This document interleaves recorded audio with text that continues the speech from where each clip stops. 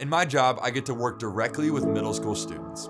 I get to teach them how to cultivate their own personal relationship with Jesus by spending time reading their Bible, praying, and living a life of worship. I love asking students, what does your personal time with God look like? Some say, I pray every night before bed. Others say, I don't really have a personal time with Jesus. But I hear from so many students and adults, I just don't have time. Let's unpack that for a second. We're all busy people, and we can easily fill our time with whatever we deem important. If scrolling on your phone is important to you, then you will make time for it.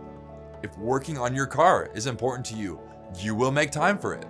I don't believe that the barrier to spending time with the Lord is because we have limited time.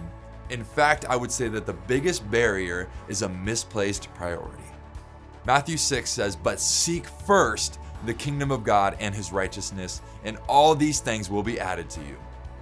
If you believe that you don't have time for personal devotion to God, then you are believing in a lie. It's not that God didn't give you enough time today.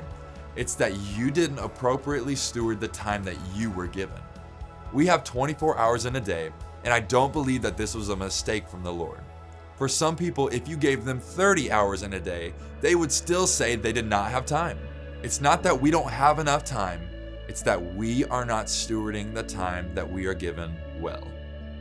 If you can't find time for the important things that God has allotted to us, make time. Be intentional about your daily schedule.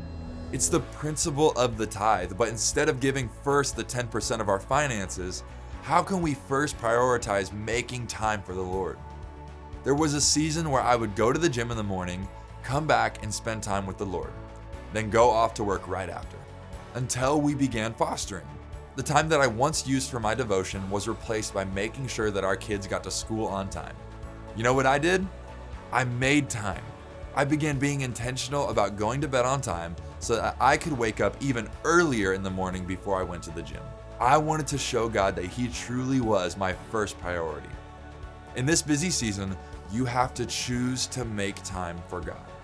Remember Jesus' words, "Seek first the kingdom of God and his righteousness, and all of these things will be added to you."